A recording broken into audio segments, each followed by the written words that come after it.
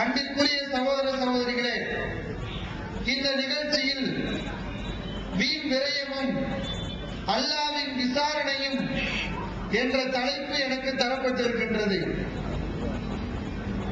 பொதுவாக இந்த உலகத்தில் வாழக்கூடிய மனிதர்களின் மனப்பான்மை எப்படி இருக்கிறது என்றால், தனக்கு செல்வம், வசதி வாய்ப்புகள் ஏராளமாக அதிகமாக தேவையை விட கூடுதலாக கிடைக்கும் போது அங்கே மனிதர்கள் சிக்கனத்தை பார்க்காமல் வீண் விரயம் செய்வதை நாம் கண்கூடாக பார்க்கிறோம். பஞ்சம் தலைவிரித்தாடும் போது, ஏழ்மை தாண்டவமாடும் போது அங்கே மனிதர்கள் தானாக யாரும் தனக்கு சொல்லாமலேயே அங்கு சிக்கனத்தை கடைபிடிக்கிறார்கள். இதற்கு சிறந்த உதாரணமாக சொல்ல வேண்டும் என்றால் அமெரிக்க நாட்டை இதற்கு உதாரணமாக சொல்லலாம். உலக பொருளாதாரத்தில் வளர்ச்சியடைந்த நாடாக அமெரிக்காவை நாம் எல்லோரும் பேசியதுண்டு. ஆனால் இன்றைக்கு அமெரிக்காவில் என்ன நிலை? சாப்பிடுவதாக இருந்தாலும் கூட அளவோடு சாப்பிடுங்கள் என்று அந்த நாடு அந்நாட்டு மக்களுக்கு உபதேசம் செய்யக்கூடிய அளவுக்கு அந்த நாடு பொருளாதாரத்தில் மிகவும் வீழ்ச்சி அடைந்திருக்கிறது. மிகவும் பொருளாதாரத்தில் உயர்ந்த நாடாக கருதப்பட்ட அந்த அமெரிக்கா இன்றைக்கு இப்படிப்பட்ட ஒரு நிலைக்கு ஆளாகி இருக்கிறது என்றால், தள்ளப்பட்டு இருக்கிறது என்றால் அதற்கு பல காரணங்கள். அதில் ஒரு காரணம் அவர்கள் வீண் விரயம் செய்தது. பொருளாதாரம் ஏராளமாக வரும்போது, நிறைய கிடைத்த போது அதை முறையாக அவர்கள் பயன்படுத்தவில்லை. ஒரு பிரெட் பாக்கெட் வாங்குவாங்க, 2 ரொட்டி துண்டு சாப்பிடுவாங்க, மிச்ச 80% உணவுப் பொருளை கீழே குப்பை தொட்டியில் வீசுவார்கள். தேவைக்கு அதிகமாக பொருளாதாரம் கிடைக்கும், கோதுமை கிடைக்கும், அந்த கோதுமையை கடலில் கொட்டுவார்கள். இப்படியெல்லாம் வீண் விரயம் செய்தவர்கள் இன்றைக்கு எப்படி ஆளாகியிருக்கிறார்கள்? அடிப்படை தேவையான இந்த உணவு தேவையை கூட நிறைவேற்றிக் கொள்ள முடியாத வகையில் அவர்கள் அல்லோலப்படுவதை நாம் கண்கூடாக பார்க்கிறோம். இது அமெரிக்கா மட்டுமில்ல, நம்முடைய வீட்டிலையும் நடக்கிறது. சாப்பாடு ஆக்குறோம், உணவுப் பொருட்களை சமைக்கிறோம், எவ்வளவு பேருக்கு ஆக்குறோம், எவ்வளவு பேருக்கு நம்ம சமைக்கிறோம், எவ்வளவு உணவுப் பொருட்களை நாம் வீணாக்குகிறோம். ஒவ்வொரு குடும்பங்களையும் இது அன்றாட வாழ்க்கையில் நடந்து கொண்டே இருக்கிறது. ஏனென்றால் இந்த வீண் விரயத்தினுடைய அபாயத்தை மக்கள் உணரவில்லை. இஸ்லாத்தை பொறுத்தவரை மக்களுக்கு அற்புதமான வழிகளை காட்டக்கூடிய மார்க்கம் தான் இஸ்லாம். மனிதர்களுடைய வாழ்க்கைக்கு சிறந்த வழிமுறைகளை, எது நன்மையாக இருக்குமோ அதை காட்டித் தரக்கூடிய மார்க்கம் இஸ்லாம். மனிதர்களுக்கு ஒரு விஷயம் கேடாக இருக்குமே ஆனால் அதை எச்சரிக்கக்கூடிய மார்க்கம் இஸ்லாம். இது இறை தூதர்களுடைய பணி. இந்த பணியை செய்வதற்காகத்தான் இந்த உலகத்தில் இறை தூதர்கள் அனுப்பப்பட்டார்கள். நபிகள் நாயகம் ஸல்லல்லாஹு அலைஹி அவர்கள் சொல்கிறார்கள், இந்த ஹதீஸ் சஹீஹ் முஸ்லிம்ல பதிவு செய்யப்பட்டிருக்கின்றது. மாமின் நபியின் இல்லா கான ஹக்கன் அலைஹி ஐ எதுல்ல உம்மத்தஹு அலா கைரி மா யஅலமு லஹும். ஒரு இறை தூதருடைய கடமை என்னவென்றால், இந்த உலகத்தில் அனுப்பப்பட்ட எந்த இறை தூதராக இருந்தாலும் அனைத்து இறை தூதர்களுடைய பணி என்னவென்றால், தன்னுடைய சமுதாயத்துக்கு ஒரு காரியம் நன்மை என்று இருக்குமேயானால் அதை சமுதாயத்துக்கு காட்டித் தருவது அந்த இறை தூதரின் மீது கடமை. அதே மாதிரி ஒரு தீமை சமுதாயத்துக்கு ஆபத்தானது என்றால், ஒரு காரியம் தீமை என்றால் அதை எச்சரிப்பது அந்த இறை தூதரின் மீது கடமை. இந்த பணியை கொடுத்து இறை தூதர்கள் இந்த உலகத்தில் அனுப்பப்பட்டார்கள். திருமறை குர்ஆனும் இந்த பணியை செவ்வனே செய்கிறது. எந்த பணியை? சமுதாயத்துக்கு கேடு விளைவிக்கக்கூடிய காரியங்களை எச்சரிக்கிறது. இந்த வீண் விரயம் சமுதாயத்துக்கு கேடானது, ஒவ்வொரு குடும்பத்துக்கும் கேடானது. ஒவ்வொரு குடும்பமும் வறுமை பிடியில் சிக்குவதற்கு இந்த வீண் விரயம் ஒரு காரணமாக இருக்கிறது. திருமறை குர்ஆன் இதை எச்சரிக்குது. வீண்விரையை செய்யாதீங்க. குழு வஷ்ரபு, நல்ல சாப்பிடுங்கள், விரும்பியதை பருகுங்கள். வலா துஸ்ரிஃபு, ஆனால் வீண் விரயம் செய்யாதீர்கள். விரும்பியதை சாப்பிடுங்க, எவ்வளவு வேணா சாப்பிடலாம், எவ்வளவு வேணா பருகலாம். ஆனால் சாப்பிடுகிறேன், நான் அனுபவிக்கிறேன், இந்த உலகத்தை சுவைக்க போகிறேன் என்று சொல்லி பொருளாதாரத்தை, செல்வத்தை நீங்கள் வீண் விரயம் செய்யலாமா? வலா துஸ்ரிஃபு, வீண் விரயம் செய்யாதீர்கள். இன்னஹு லா யுஹிப்புல் முஸ்ரிஃபீன், அல்லாஹ் வீண் விரயம் செய்பவர்களை நேசிக்க மாட்டான். அல்லாஹ்வுடைய நேசர்கள் வீண் விரயம் செய்ய மாட்டார்கள் என்று அல்லாஹ் இந்த வசனத்தில் சொல்லி காட்டுகிறான். திருமறை குர்ஆனில் இன்னொரு இடத்தில் அல்லாஹ் கூறுகிறான், இன்னல் முபذிரீன கானூ இஹ்வான ஷயாத்தீன், வீண் விரயம் செய்பவர்கள், செல்வத்தை பாழாக்குபவர்கள் ஷைத்தான்களின் கூட்டாளிகளாக இருக்கிறார்கள் என்று அல்லாஹ் இன்னொரு வசனத்தில் சொல்கிறான். வீண் விரயம் செய்பவர்கள் யார்? அவர்கள் ஷைத்தானின் கூட்டாளிகள். ஷைத்தான் அவர்களுடன் இருந்து அவர்களை கெடுக்கிறான், வீண் விரயம் செய்யுமாறு அவர்களுக்கு கூறுகிறான். ஷைத்தானுடைய உத்தரவுப்படி அவர்கள் இந்த தீமையை செய்கிறார்கள் என்று அல்லாஹ் இந்த வசனத்தில் எச்சரிக்கிறான். இதெல்லாம் எதற்கு? வீண் விரயம் நம்மிடத்தில் வரக்கூடாது என்பதை அல்லாஹ் நமக்கு எச்சரிக்கிறான். நபிகள் நாயகம் ஸல்லல்லாஹு அலைஹி வஸல்லம் சொன்னார்கள், புகாரி ஷரீஃப்ல, புகாரி என்ற நூலில் பதிவு செய்யப்பட்டிருக்கின்றது, இன்னல்லாஹ ஹர்ரம அலைக்கும், அல்லாஹ் உங்களுக்கு தடை விதித்திருக்கிறான், அல்லாஹ் உங்களுக்கு விலக்கலாக்கி விட்டான், ஹராமாக்கி விட்டான். கஸ்ரத் சுவால், தேவையில்லாமல் கேள்வி கேட்பதை அல்லாஹ் ஹராமாக்கி விட்டான். இலாஅத்தல் மால், செல்வத்தை வீண்விரயம் செய்வதை அல்லாஹ் ஹராமாக்கி விட்டான். அதே மாதிரி வகீல வகால, அவர் அப்படி சொன்னாரு, இப்படி சொல்றாங்களே, அப்படி சொல்றாங்களே என்று ஆதாரம் இல்லாமல் பேசுவதையும் அல்லாஹ் ஹராமாக்கி விட்டான். ஆதாரம் இல்லாமல் பேசக்கூடாது. அதே மாதிரி செல்வத்தை வீண் விரயம் செய்யக்கூடாது. இது இஸ்லாத்தில் ஹராமாக்கப்பட்டிருக்கிறது.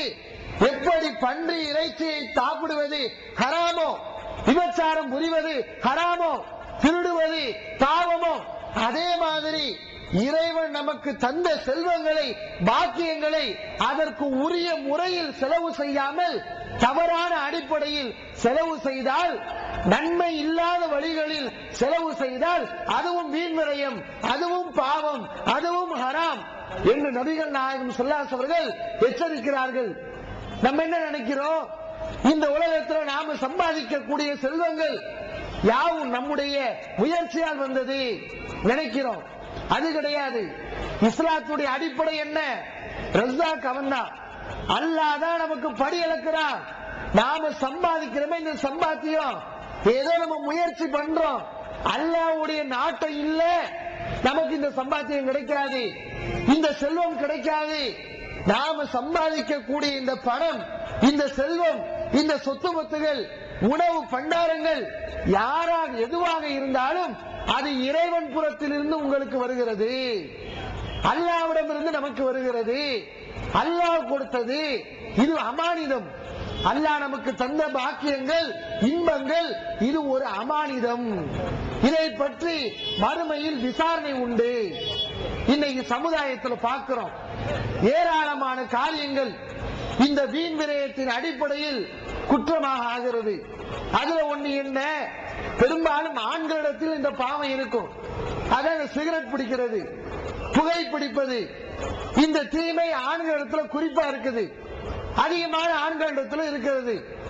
இதை இஸ்லாம் அங்கீகரிக்கிறதா? இந்த புகை பிடிக்கிறது, சிகரெட் பிடிக்கிறது, இது இஸ்லாத்தில் ஆரோக்கியமான ஒரு செயலா? இது ஒரு பெரிய பாவம், சமுதாயத்தை அழிக்கக்கூடிய கடுமையான தீமை இந்த புகை பிடிக்கிறது. இதனால எவ்வளவு பெரிய கேடு! இது உலகத்துக்கு தீமனே தெரியாதா? இந்த புகை பிடிக்கிறது எல்லா பேருக்கும் தெரியும். புகை பிடிப்பதால் உடலுக்கு கேடு. வேர்ல்டு ஹெல்த் ஆர்கனைசேஷன் என்ற உலக சுகாதார மையம் ஒன்று இருக்கிறது. அது இன்றைக்கு புகைப்பிடிப்பதால் எப்படிப்பட்ட விளைவுகள் ஏற்படுகிறது என்பதை பட்டியல் போட்டு காட்டுகிறது. அது எப்படி இந்த புகைப்பிடிப்பதுடைய அபாயத்தை அந்த நிறுவனம் விளக்குதுன்னு சொன்னா, நீ புகைப்பிடித்தால் நீ புகைப்பிடிப்பதும் உன்னுடைய நுரையீரலில் சுவாச அறையில் தாரை ஊற்றுவதும் சமம். ரெண்டு ஒண்ணு.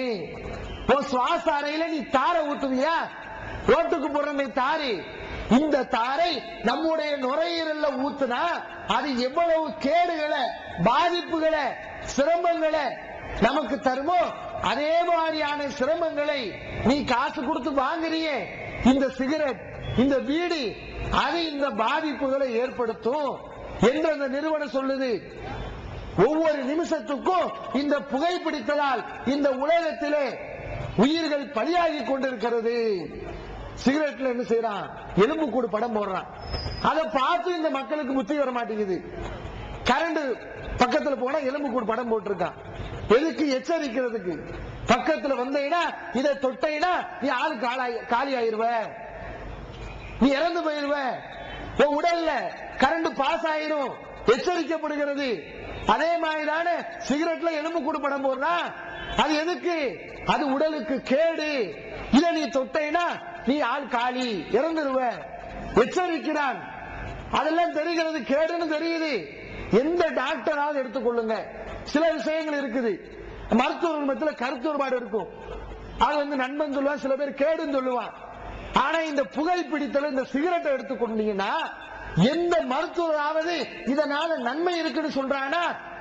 எல்லா பேரும் சொல்லுகிறான் இது கேடு, இது உடலுக்கு பாதிப்பை ஏற்படுத்தும் என்று சொல்லுகிறான்.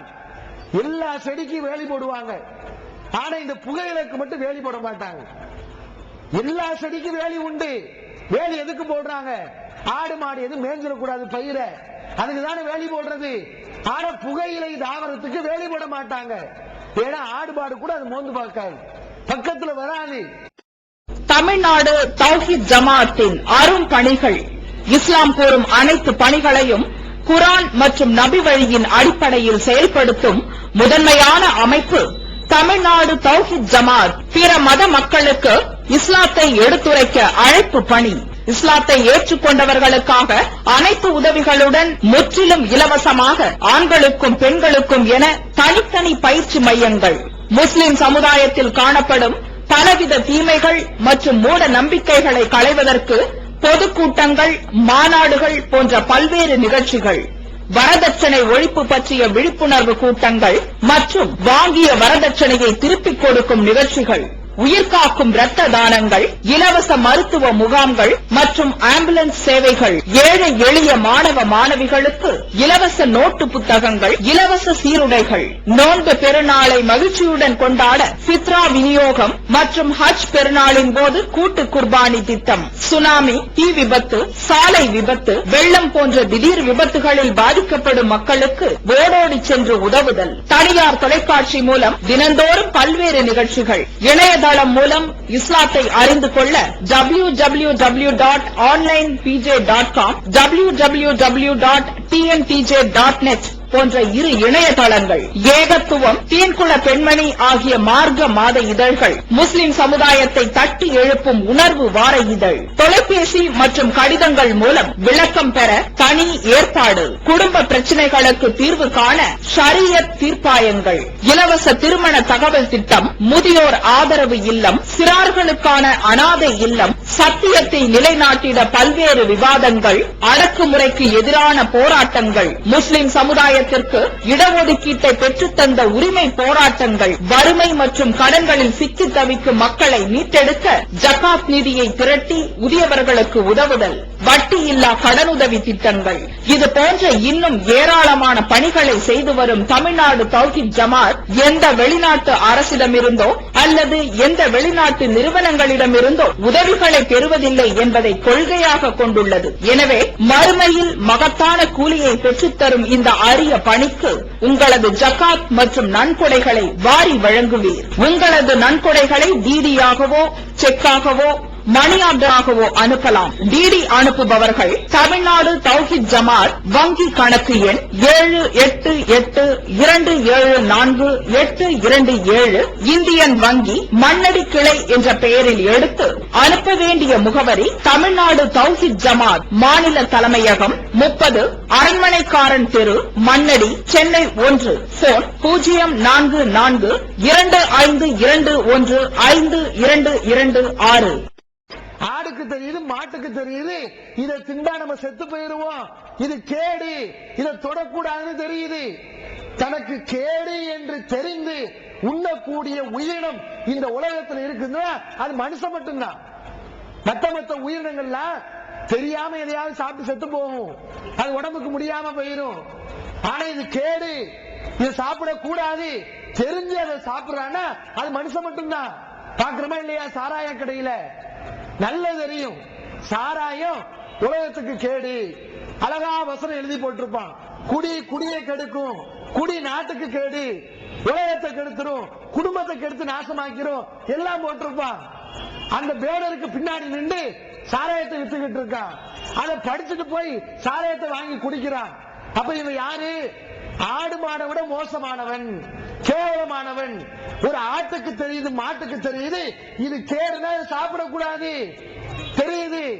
ஆனா மனிதனாக இருக்கக்கூடியவனுக்கு தீங்குன்னு தெரியுது. ஆனாலும் அதை என்ன செய்யறான்? சாப்பிடுறான், காசு கொடுத்து வாங்கி சாப்பிடுறான். இது எவ்வளவு பெரிய வீண் விரயம், சாதாரண வீண் விரயமா? ஒரு மனுஷன் சிகரெட் குடிக்கிறான், ஒரு நாளைக்கு 10 ரூபான்னு வைங்க. ஒரு மனிதன் இந்த சிகரெட்டுக்காக அவன் செலவிடக்கூடிய தொகை குறைஞ்ச தொகை வச்சுக்கிடுவோம். 20 ரூபாய் 50 ரூபாய்க்கு குடிக்கக்கூடிய ஆட்கள்லாம் இருக்குது, அதை கணக்கில் எடுக்க வேண்டாம். 10 ரூபாய்க்கு குடிக்கிறான்ல அதை கணக்கில் எடுத்துக்கிடுவோம். ஒரு நாளைக்கு 10 ரூபாய்க்கு சிகரெட் குடிக்கிறான். மாசத்துக்கு எவ்வளவு ஆச்சு? 300 ரூபாய் ஆச்சு. மாசத்துக்கு எவ்வளவு ஆச்சு? 300 ரூபாய் ஆச்சு. வருஷத்துக்கு கணக்கு போட்டு பாத்தீங்கன்னா 3600 ரூபாய் வருது வருஷத்துக்கு. 10 ரூபான்னு வச்சுக்கிட்டா ஒரு மனுஷன் 20 வயசுல இருந்து இந்த கெட்ட பழக்கம் ஆரம்பிக்குது. அந்த வயசுல தானே எல்லா கெட்ட பழக்கமும் ஆரம்பிக்குது. ஒரு மனுஷனுக்கு 20 வயசுல இந்த புகைப்பிடித்தல் பழக்கத்தை அவன் ஆரம்பிக்கிறான். ஒரு 60 வயசு வரை வாழ்றான். 40 வருஷம் சிகரெட் குடிக்கிறான்னு வைங்களேன், வருஷத்துக்கு 3600 ரூபாய் மாதிரி 40 வருஷத்துக்கு இவன் எவ்வளவு செலவழிக்கிறான் பார்த்தா, எது இந்த கருமத்தை சாப்பிடுறதுக்கு, இந்த பொருளை சாப்பிடுறதுக்கு அவன் எவ்வளவு செலவழிக்கிறான்? 1,44,000 ரூபாய் செலவழிக்கிறான். இது சாதாரண இந்த கணக்கு போட்டு பார்த்தா வரக்கூடிய தொகை. இந்த பலாய தின்னுட்டு ஆஸ்பத்திரியில போய் கிடப்பான் பாத்தீங்களா, சளி நோய் நோக்காடுன்னு இருமல்னு ஆஸ்பத்திரிக்கு செலவழிப்பான். அந்த தொகை இந்த தொகை எல்லாத்தையும் சேர்த்து பாத்தீங்கன்னா நம்முடைய சம்பாத்தியத்துல பெரும் பகுதியை இந்த சிகரெட் அழிக்கிறது, நாசமாக்குகிறது.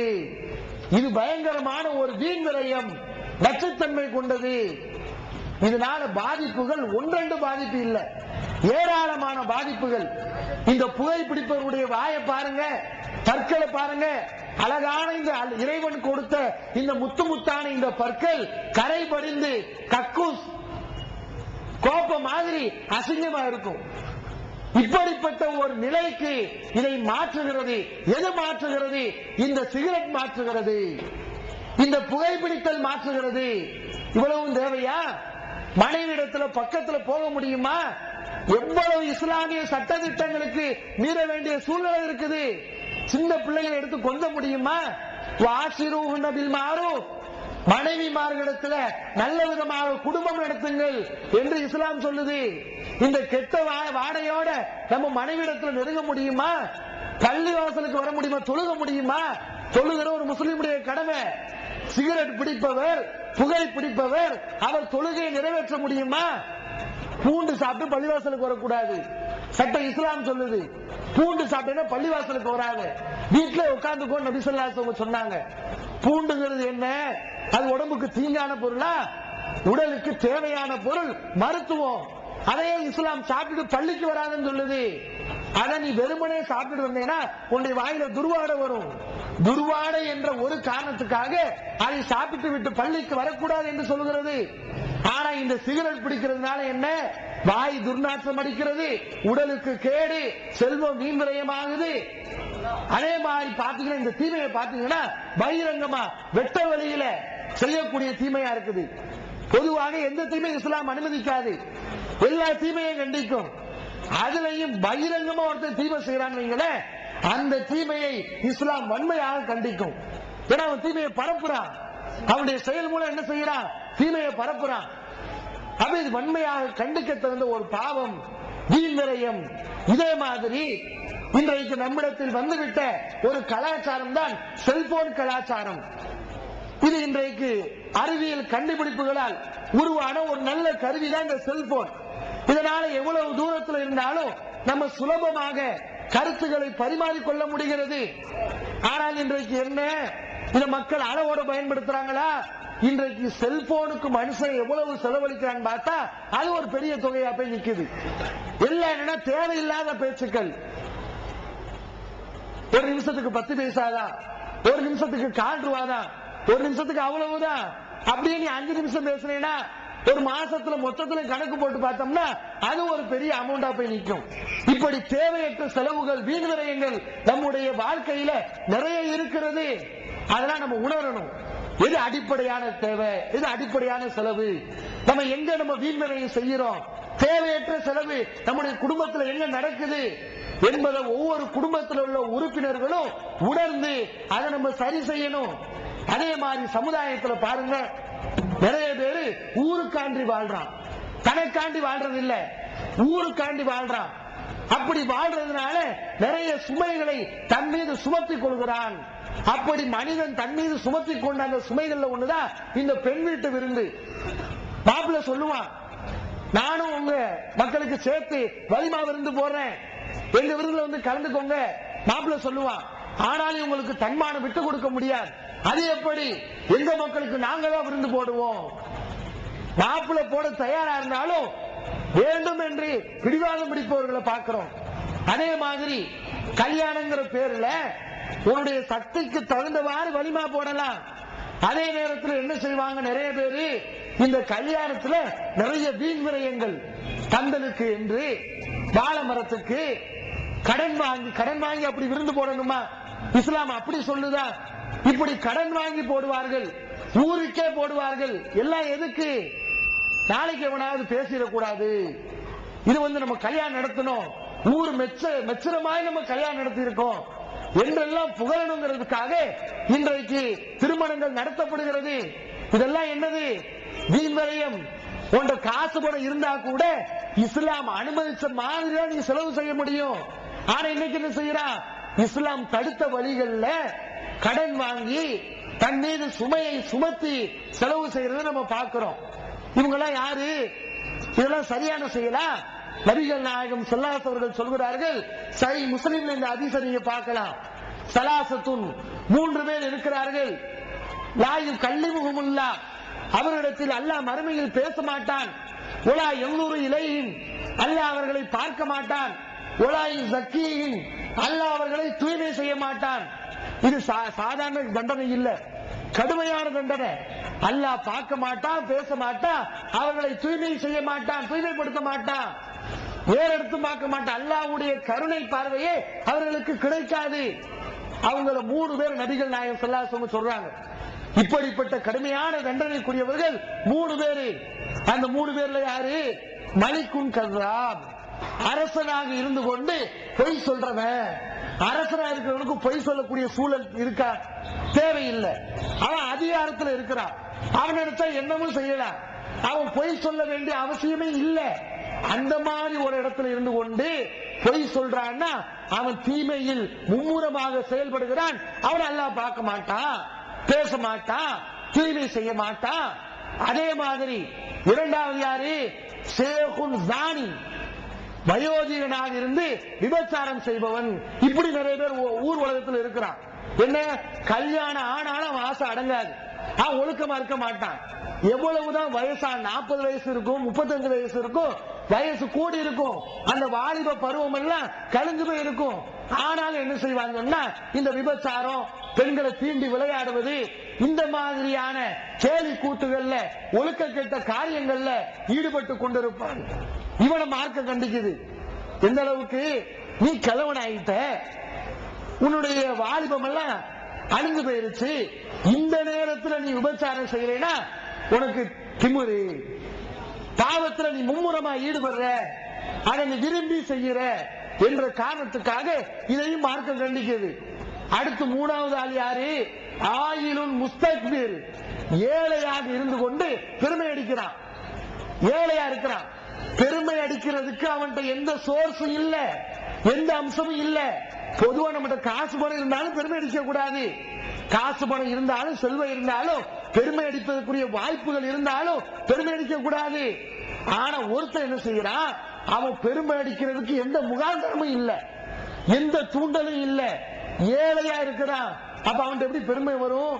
அந்த நிலையில இருந்துகிட்டு ஒருத்தர் பெருமை அடிக்கிறான்னா அவன் எவ்வளவு தீமையில மும்முரமாக செயல்படக்கூடியவனாக இருப்பான் என்ற காரணத்துக்காக மார்க்கம் இவனையும் இந்த மாதிரி கண்டிக்குது. இன்னைக்கு சமுதாயத்தில் நிறைய பேர் இப்படி இருக்கிறான். எப்படி?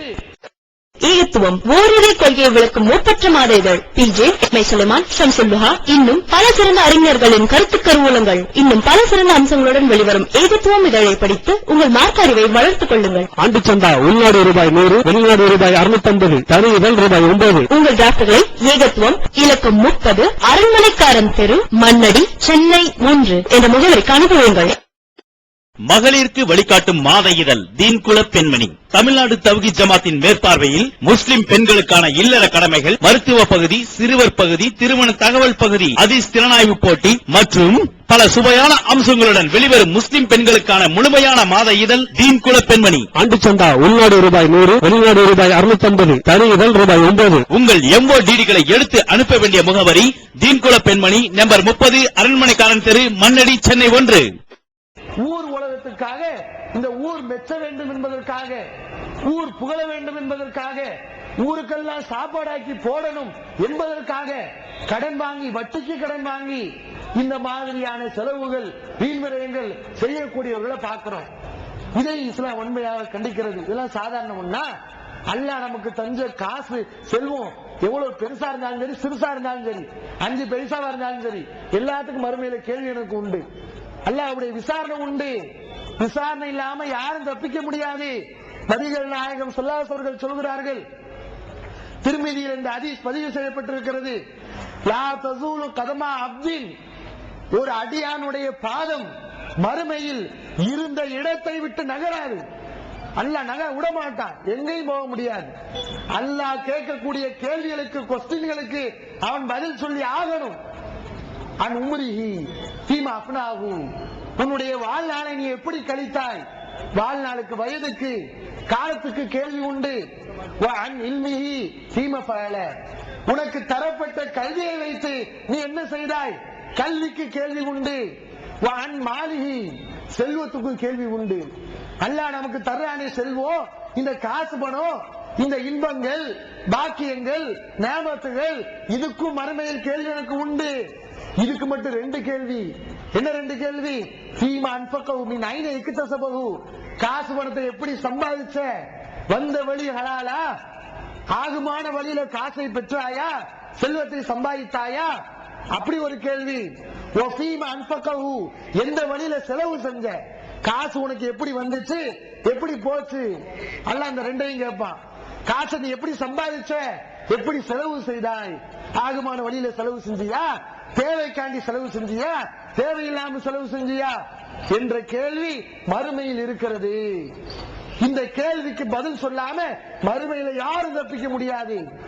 அல்லாஹ் திருமறை குர்ஆன்ல சொல்லி காட்டுறான், சும்மல துஸஅலுன யௌமஇதின் அனின் நஈம், நீங்கள் மறுமையில் பாக்கியம் உங்களுக்கு வழங்கப்பட்ட அருட்கொடைகள் குறித்து, பாக்கியங்கள் குறித்து விசாரிக்கப்படுவீர்கள்.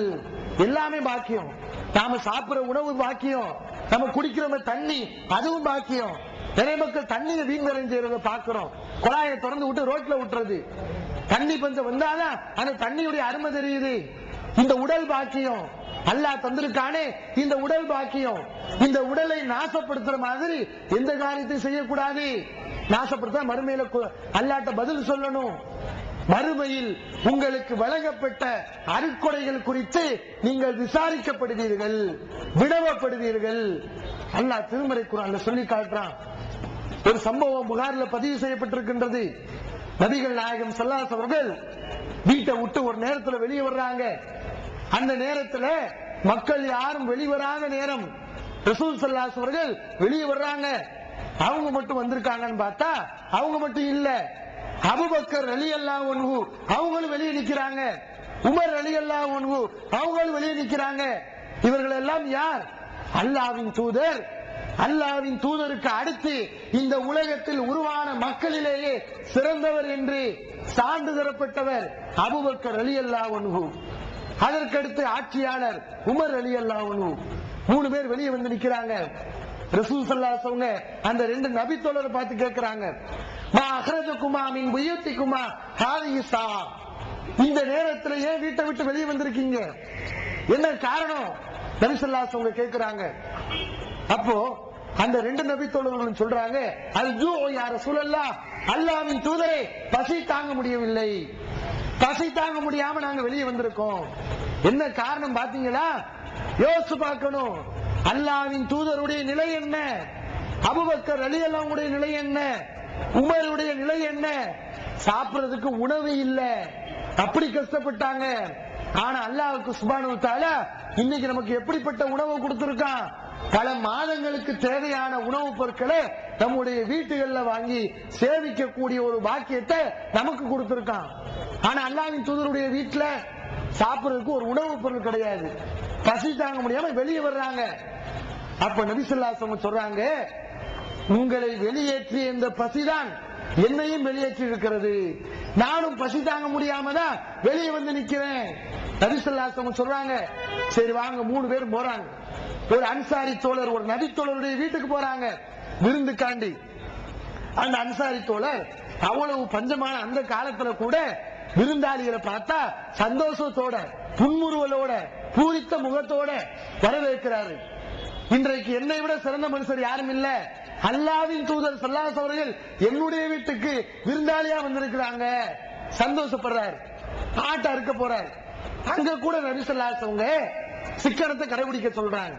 ஈயாக்க வல் ஹலூப, பால் தரக்கூடிய ஆட்டை நீ அறுக்க வேண்டாம். ரசூல் ஸல்லல்லாஹு அலைஹி வஸல்லம் உணவு தர்றதுக்காண்டி ஆட்டை அறுக்க போறாரு. அப்ப நபி ஸல்லல்லாஹு அலைஹி வஸல்லம் சொல்றாங்க, பால் தரக்கூடிய ஆட்டை அறுத்துறாத, நமக்கு இறைச்சி தானே தேவை, இறைச்சி தான் தேவை என்றால் பால் தரான மத்த ஆடு இருக்குது, அதை நம்ம அறுத்துடலாம். பால் தரக்கூடிய ஆட்டை அறுத்துட்டேன்னா உனக்கு வரக்கூடிய பால் வராம போயிடும். அங்கேயும் இஸ்லாம் நல்லதை போதிக்குது. அந்த சாதி கொஞ்சம் இறைச்சி, பேரிச்சம்பழங்கள் எல்லாவற்றையும் நபி ஸல்லல்லாஹு அலைஹி வஸல்லம் கொடுக்குறாங்க. அது 3 பேர் சாப்பிடுறாங்க. சாப்பிட்டு எந்திரிச்ச உடனே நபி ஸல்லல்லாஹு அலைஹி வஸல்லம் அந்த நபி தோழரை பார்த்து சொன்னாங்க, வல்லதி நஃப்ஸி பியதிஹி, என்னுடைய உயிர் எவனுடைய கைவசத்தில் இருக்கிறதோ அந்த அல்லாஹ்வின் மீது ஆணையாக, லா துஸ்அலுன்னா அன் ஹாதா நஈமி யௌமல் கியாமா, மறுமை நாளில் இப்போ நீங்கள் அனுபவித்திருக்கிறீர்களே இந்த அருட்கொடை குறித்தும் நீங்கள் வினவப்படுவீர்கள், விசாரிக்கப்படுவீர்கள். என்ன சாப்பிட்டாங்க? கடுமையான பசி. அந்த பசியில கொஞ்சம் இறைச்சியை சாப்பிட்டாங்க, பேரிச்சம்பழங்களை சாப்பிட்டாங்க. அது குறித்தும் கேள்வி எனக்கு உண்டு. யாரை பார்த்து நபி ஸல்லல்லாஹு அலைஹி வஸல்லம் சொன்னாங்க? அபூபக்கர் ரலியல்லாஹு அன்ஹு அவர்கள், உமர் ரலியல்லாஹு அன்ஹு அவர்கள். இவங்க யாரு? உஹது போரில் கலந்து கொண்டவர்கள், பத்ர் போரில் கலந்து கொண்டவர்கள். அல்லாஹ்வுடைய இந்த மார்க்கத்துக்காக, இஸ்லாத்துக்காக, முஸ்லிம்களுக்காக. டிஎன்டிஜே வீடியோ விஷனின் புதிய வெளியீடு. 500க்கும் மேற்பட்ட கேள்விகளுக்கு சகோதரர் பிஜே அவர்கள் பதிலளித்த இஸ்லாம் ஓர் இனிய மார்க்கம் மற்றும் இஸ்லாம் ஓர் எளிய மார்க்கம் ஆடியோ மட்டும் 2 டிவிடிகளாக விலை ரூபாய் 60 மட்டுமே.